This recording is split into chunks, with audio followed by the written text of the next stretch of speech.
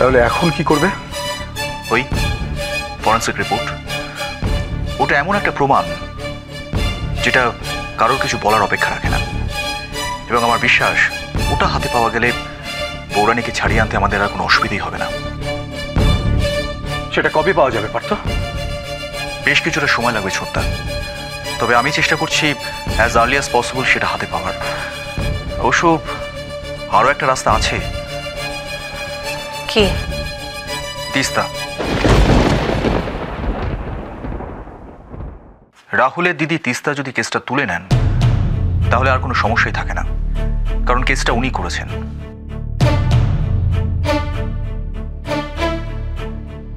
কিন্তু কথা হলো ওনাকে সেই রিকোয়েস্টটা করবে কে?